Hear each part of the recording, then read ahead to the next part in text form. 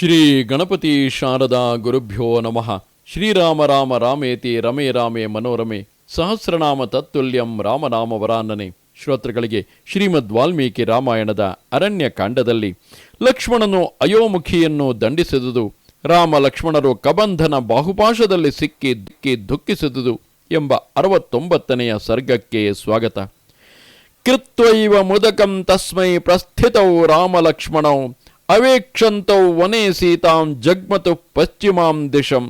ಹೀಗೆ ರಾಮ ಲಕ್ಷ್ಮಣರು ಪಕ್ಷಿರಾಜನಿಗೆ ತರ್ಪಣವನ್ನಿತ್ತು ಅರಣ್ಯದಲ್ಲಿ ಸೀತೆಯನ್ನು ಹುಡುಕುತ್ತಾ ಪಶ್ಚಿಮ ದಿಕ್ಕಿನ ಕಡೆಗೆ ಹೊರಟರು.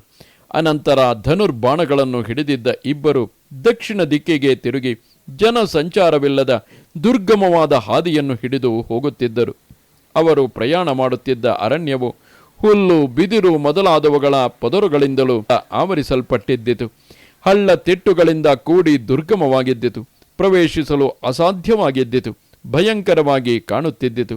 ಮಹಾಬಲರಾದ ರಾಮ ಲಕ್ಷ್ಮಣರು ಅಂತಹ ಮಹಾಭಯಂಕರವಾದ ದಂಡಕಾರಣ್ಯವನ್ನು ಶೀಘ್ರವಾಗಿ ದಾಟಿ ದಕ್ಷಿಣ ದಿಕ್ಕನ್ನೇ ಹಿಡಿದು ಹೋಗುತ್ತಿದ್ದರು. ಜನಸ್ಥಾನದಿಂದ 3 ಹರಿದಾರಿಗಳಷ್ಟು ದೂರ ಪ್ರಯಾಣ ಮಾಡಿ ಗಹನವಾಗಿದ್ದ ಕ್ರೌಂಚಾರಣ್ಯವನ್ನು ಪ್ರವೇಶಿಸಿದರು. ಆ ಅರಣ್ಯವು ಮೇಘಗಳ ಸಮೂಹಗಳಂತೆ ಶ್ಯಾಮಲ ವರ್ಣದಿಂದ ಪ್ರಕಾಶಿಸುತ್ತಿದ್ದಿತು.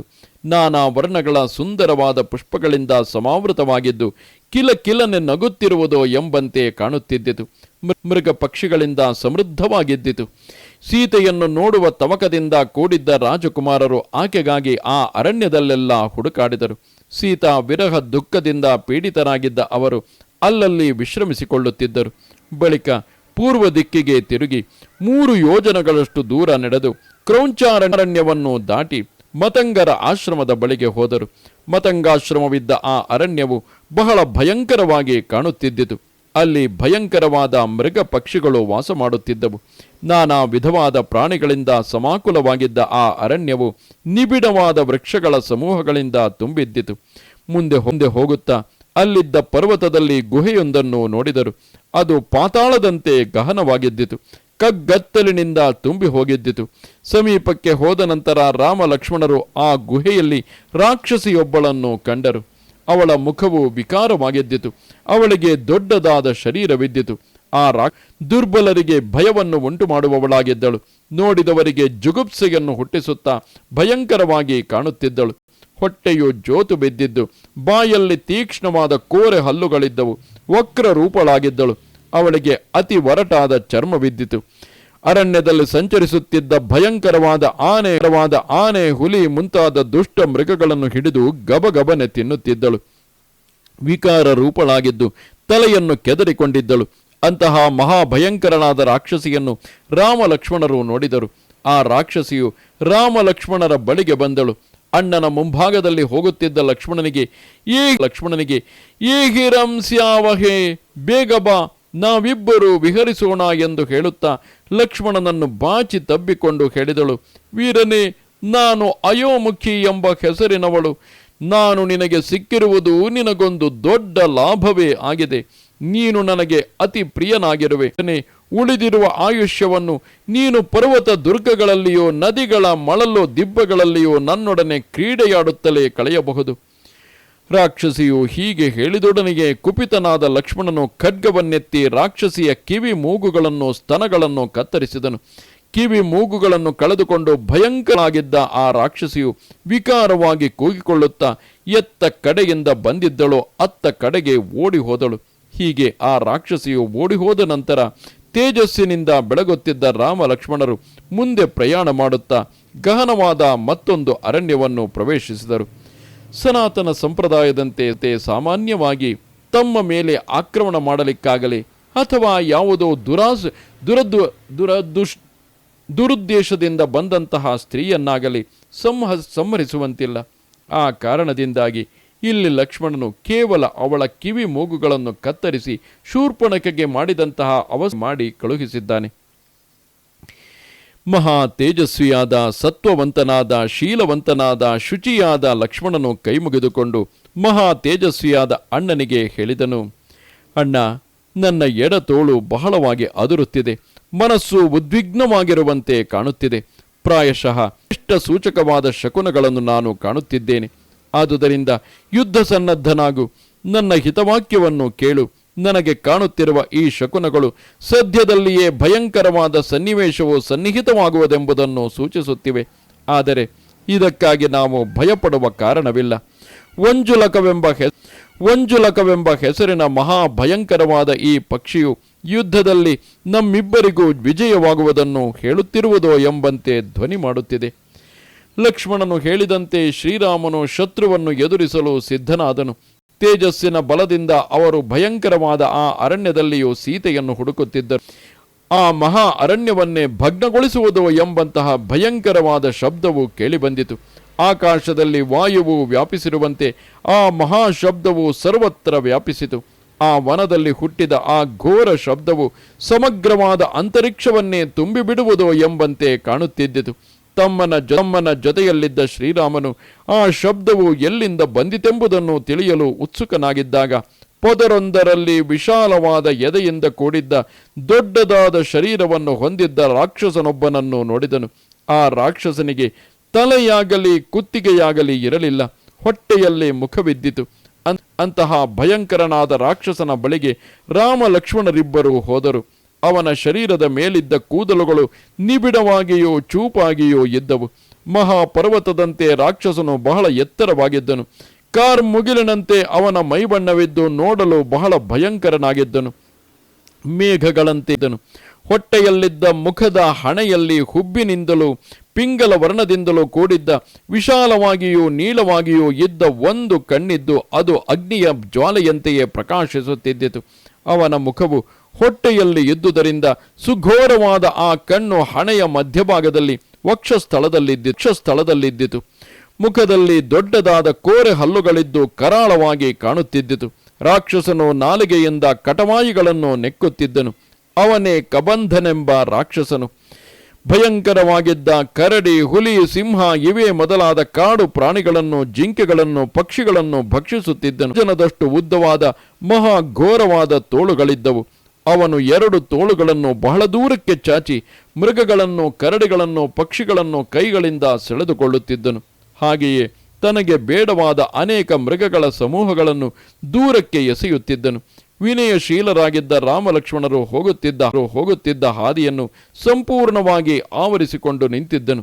ರಾಮ ಲಕ್ಷ್ಮಣರು ರಾಕ್ಷಸನಿಗೆ ಅಭಿಮುಖರಾಗಿ ನಿಂತು ಕ್ರೋಶದಷ್ಟು ಎತ್ತರವಾಗಿದ್ದ, ಮಹಾಕಾಯನಾಗಿದ್ದ, ಭಯಂಕರನಾಗಿದ್ದ, ದುರುಳನಾಗಿದ್ದ, ಉದ್ದವಾದ ಭುಜಗಳಿಂದ ಕೂಡಿದ್ದ, ದೇಹದ ರಚನೆಯಲ್ಲಿ ತಲೆ ಇಲ್ಲದ ದೇಹದಂತೆಯೇ ಇದ್ದು ಬಹಳ ಕಾಣುತ್ತಿದ್ದ ಕಬಂಧ ರಾಕ್ಷಸನನ್ನು ನೋಡಿದನು. ಮರುಕ್ಷಣದಲ್ಲಿಯೇ ಮಹಾಬಾಹುವಾದ ಕಬಂಧನು ತನ್ನ ವಿಪುಲವಾಗಿದ್ದ ತೋಳುಗಳನ್ನು ಬಹಳ ದೂರದವರೆಗೂ ಚಾಚಿ ರಾಮ ಲಕ್ಷ್ಮಣರನ್ನು ಬಲಪೂರ್ವಕವಾಗಿ ಪೀಡಿಸುತ್ತಾ ಇಬ್ಬರನ್ನು ಒಟ್ಟಾಗಿಯೇ ಕೈಗಳಿಂದ ಹಿಡಿದೆಳೆದುಕೊಂಡನು. ರಾಮ ಲಕ್ಷ್ಮಣರು ಖಡ್ಗ ಪಾಣಿಗಳಾಗಿದ್ದರು, ದೃಢವಾದ ಧನುಸ್ಸುಗಳನ್ನು ಹೊಂದಿದ್ದರು, ತೀಕ್ಷ್ಣವಾದ ತೇಜಸ್ಸಿನಿಂದ ಬೆಳಗುತ್ತಿದ್ದರು, ಮಹಾಭುಜರಾಗಿದ್ದರು, ಮಹಾಬಲಿಷ್ಠರಾಗಿದ್ದರು. ರಾಕ್ಷಸನ ಮಹಾಬಾಹುಪಾಶಗಳಿಂದ ಬಂಧಿಸಲ್ಪಟ್ಟು ಅವನಿಗೆ ಅಧೀನರಾಗಿ ಹೋದರು. ಆ ಸಮಯದಲ್ಲಿ ಶೂರನಾಗಿದ್ದ ಶ್ರೀರಾಮನು ಧೈರ್ಯವನ್ನು ಆಶ್ರಯಿಸಿದ್ದರಿಂದ ವ್ಯಥೆಪಡಲಿಲ್ಲ. ಆದರೆ ಬಾಲಬುದ್ಧಿಯವನಾದ ಲಕ್ಷ್ಮಣನು ಧೈರ್ಯಗೊಂದಿದುದರಿಂದ ಬಹಳವಾಗಿ ವ್ಯಥೆಪಡುತ್ತಾ ಅತ್ಯಂತ ವಿಷಣ್ಣನಾಗಿ ಅಣ್ಣನಿಗೆ ಹೇಳಿದನು, ಅಣ್ಣ, ನಾನೀಗ ಅಸ್ವತಂತ್ರನಾಗಿದ್ದೇನೆ, ರಾಕ್ಷಸನ ವಶನಾಗಿ ಬಿಟ್ಟಿದ್ದೇನೆ. ನೀನು ಮಹಾಭೂತ ರಾಕ್ಷಸನಿಗೆ ನನ್ನನ್ನು ಬಲಿಯಾಗಿ ಅರ್ಪಿಸಿ ಇವನ ಹಿಡಿತದಿಂದ ಹೇಗಾದರೂ ಮಾಡಿ ತಪ್ಪಿಸಿಕೊಂಡು ಪಲಾಯನ ಮಾಡು. ನೀನು ವೈದೇಹಿಯನ್ನು ಬಹಳ ಬೇಗ ಪಡೆಯುವೆಯೆಂದು ನನ್ನ ಮನಸ್ಸು ಹೇಳುತ್ತಿದೆ. ತಾತ ಮುತ್ತಾತರಿಂದ ಬಂದಿರುವ ರಾಜ್ಯವನ್ನು ಪಡೆದುಕೊಂಡು ಸಿಂಹಾಸನದಲ್ಲಿ ಕುಳಿತು ರಾಜ್ಯಾಧಿಕಾರವನ್ನು ನಡೆಸುವ ಸಮಯದಲ್ಲಿ ನನ್ನನ್ನು ನೆನೆಸಿಕೊ. ಲಕ್ಷ್ಮಣನು ಹೀಗೆ ಹೇಳಲು ಶ್ರೀರಾಮನು ಅವನಿಗೆ ಧೈರ್ಯವನ್ನು ತುಂಬುತ್ತಾ ಹೇಳಿದನು, ಶೂರನೇ, ಭಯಪಡಬೇಡ. ನಿನ್ನಂತಹವರು ಹೀಗೆ ಎಂದಿಗೂ ಧೈರ್ಯಗೆಡಬಾರದು. ನೆನಪಿರಲಿ, ಈವರೆಗೂ ಸೀತೆಯನ್ನು ಕಳೆದುಕೊಂಡು ಆ ವಿಯೋಗ ದುಃಖದಿಂದ ಬದುಕಿನಲ್ಲಿ ಈಗ ಲಕ್ಷ್ಮಣನು ಕಬಂಧನ ಬಾಹುಗಳಲ್ಲಿ ಸಿಕ್ಕಿಕೊಂಡಿದ್ದನ್ನು ಕಂಡುಕೊಡಲೇ ಆ ಧೈರ್ಯವೆಲ್ಲವೂ ಮರಳಿ ಬರುತ್ತದೆ. ಆದ್ದರಿಂದಲೇ ಅವಕಾಶಕ್ಕಾಗಿ ಕಾದಿರಬೇಕು. ದುಃಖವು ಎದುರಾದಾಗ ಸಮಾಧಾನ ಚಿತ್ತರಾಗಿ ಎಚ್ಚರದಿಂದ ಗಮನಿಸಿದರೆ ನಾವು ಕಳೆದುಕೊಂಡಿದ್ದೆಲ್ಲವನ್ನು ಮರಳಿ ಪಡೆಯುವುದು ಖಂಡಿತ ಸಾಧ್ಯವಾಗುತ್ತದೆ. ಶ್ರೀರಾಮನು ಹೀಗೆ ಹೇಳುತ್ತಿರುವಾಗಲೇ ದಾನವ ಶ್ರೇಷ್ಠನಾದ ಕ್ರೂರನಾದ ಮಹಾಬಾಹುವಾದ ಮೇಘ ಧ್ವನಿಯುಳ್ಳ ಕಬಂಧನು ಇಬ್ಬರನ್ನು ಪ್ರಶ್ನಿಸಿದನು. ದೊಡ್ಡ ದೊಡ್ಡ ಕತ್ತಿಗಳನ್ನು ಧನುಸ್ಸುಗಳನ್ನು ಹಿಡಿದಿರುವ ಗೂಳಿಗಳಂತೆ ಹೆಗಲುಗಳುಳ್ಳ ನೀವು ಯಾರು? ತಿಳಿದೋ ತಿಳಿಯದೆಯೋ ನೀವು ಭಯರವಾದ ಈ ಪ್ರದೇಶಕ್ಕೆ ಬಂದಿರುವಿರಿ. ಅದೃಷ್ಟವಶದಿಂದ ನನ್ನ ಕಣ್ಣಿಗೆ ಬಿದ್ದಿರುವಿರಿ. ಇಲ್ಲಿ ನಿಮಗೆ ಯಾವ ಕಾರ್ಯವಿದೆ? ಯಾವ ಕಾರಣದಿಂದಾಗಿ ನೀವು ಇಲ್ಲಿಗೆ ಬಂದಿರುವಿರಿ ಎಂಬುದನ್ನು ಹೇಳಿರಿ. ನಾನು ಹಸಿವಿನಿಂದ ಬಳಲಿ ನಿಂತಿದ್ದಾಗ ನೀವು ಈ ಪ್ರದೇಶಕ್ಕೆ ಆಗಮಿಸಿರುವಿರಿ. ಒಳ್ಳೆಯದೇ ಆಯಿತು. ಚೂಪಾದ ಕೊಂಬುಗಳಿರುವ ಎತ್ತುಗಳಂತೆ ನೀವು ಧನುರ್ಬಾಣಗಳನ್ನೇನೋ ಹಿಡಿದಿರುವಿರಿ. ಆದರೆ ಬಹಳ ಶೀಘ್ರವಾಗಿ ನನ್ನ ವಶರಾಗಿ ಬಿಟ್ಟಿರುವ ನಿಮ್ಮಿಬ್ಬರ ಜೀವಿತವು ದುರ್ಲಭವೇ ಸರಿ. ಜೀವಂತರಾಗಿ ನನ್ನಿಂದ ತಪ್ಪಿಸಿಕೊಂಡು ಹೋಗಲು ನಿಮಗೆ ಸಾಧ್ಯವಾಗುವುದಿಲ್ಲ. ದುರಾತ್ಮನಾದ ಕಬಂಧ ಈ ಮಾತುಗಳನ್ನು ಕೇಳಿ ಬಾಡಿ ಹೋದ ಮುಖಭಾವದಿಂದ ಕೂಡಿದ್ದ ಶ್ರೀರಾಮನು ಲಕ್ಷ್ಮಣನಿಗೆ ಹೇಳಿದನು, ಸತ್ಯ ವಿಕ್ರಮನೇ, ನಮಗೆ ಸೀತೆಯಂತೂ ಸಿಕ್ಕಲಿಲ್ಲ. ಆದರೆ ಒಂದು ಕಷ್ಟದಿಂದ ಮತ್ತೊಂದು ದಾರುಣವಾದ ಕಷ್ಟವನ್ನು ಎದುರಿಸುತ್ತಲೇ ಇದ್ದೇವೆ. ಕಷ್ಟಗಳು ಒಂದಾದ ಮೇಲೆ ಮತ್ತೊಂದರಂತೆ ಪರಂಪರೆಯಾಗಿ ಬರುತ್ತಲೇ ಒಂದು ಕಷ್ಟದಿಂದ ಮತ್ತೊಂದು ಕಷ್ಟವು ಹೆಚ್ಚು ದಾರುಣವಾಗಿರುತ್ತದೆ. ಈಗ ಒದಗಿ ಬಂದಿರುವ ಆಪತ್ತು ನಮ್ಮ ಜೀವಿತವನ್ನೇ ಕೊನೆಗಾಣಿಸಬಹುದು. ಅಂತಹ ವ್ಯಸನವು ಈಗ ಪ್ರಾಪ್ತವಾಗಿದೆ. ಪ್ರಪಂಚದಲ್ಲಿರುವ ಎಲ್ಲ ಪ್ರಾಣಿಗಳ ವಿಷಯದಲ್ಲಿಯೂ ಕಾಲ ಪುರುಷನದೇ ಪರಮಾಧಿಕಾರವಾಗಿದೆ. ಅವನ ಪರಾಕ್ರಮವು ಅತುಲವಾದುದು. ಕಾಲ ಪುರುಷನ ಇಚ್ಛೆಯಂತೆ ನಾವಿಬ್ಬರೂ ಈಗ ಪರಂಪರೆಯಾಗಿ ಬರುತ್ತಿರುವ ವ್ಯಸನಗಳಿಂದ ವಿಮೋಹಿತರಾಗಿದ್ದೇವೆ. ಪ್ರಾಣಿ ವಲಯದಲ್ಲಿ ಕಾಲನಿಗೆ ಅಸಾಧ್ಯವಾದ ಕಾರ್ಯವೆಂಬುದೇ ಇಲ್ಲ. ಅವನು ಎಲ್ಲ ಪ್ರಾಣಿಗಳ ಮೇಲೂ ತನ್ನ ಹತೋಟಿಯನ್ನು ಇಟ್ಟೇ ಇರುತ್ತಾನೆ. ಶೂರಾಶ್ಚ ಬಲವಂತ ಕಾಲಾಭಿಪನ್ನ ಸೀದಂತಿ ಯಥಾ ವಾಲುಕ ಸೇತವಃ. ಶೂರರಾಗಲಿ ಬಲಿಷ್ಠರಾಗಲಿ ಅಸ್ತ್ರವಿದ್ಯ ವಿಶಾರದರೇ ಆಗಲಿ ರಣರಂಗದಲ್ಲಿ ಕಾಲನ ಹಿಡಿತಕ್ಕೆ ಸಿಕ್ಕಿದರೆಂದರೆ ಮಳಲಿನ ಸೇತುವೆಯಂತೆ ವಿನಾಶ ಹೊಂದುತ್ತಾರೆ. ಇಲ್ಲಿ ಶ್ರೀರಾಮನು ನಿರಂತರವಾಗಿ ಒಂದಾದ ಮೇಲೊಂದು ಬರುತ್ತಿರುವ ಕಷ್ಟಗಳ ಕಡೆಗೆ ಗಮನಿಸುತ್ತಿದ್ದಾನೆ. ಆದರೆ ವಿಧಿಯ ಆಟವನ್ನು ಯಾರು ಬಲ್ಲರು?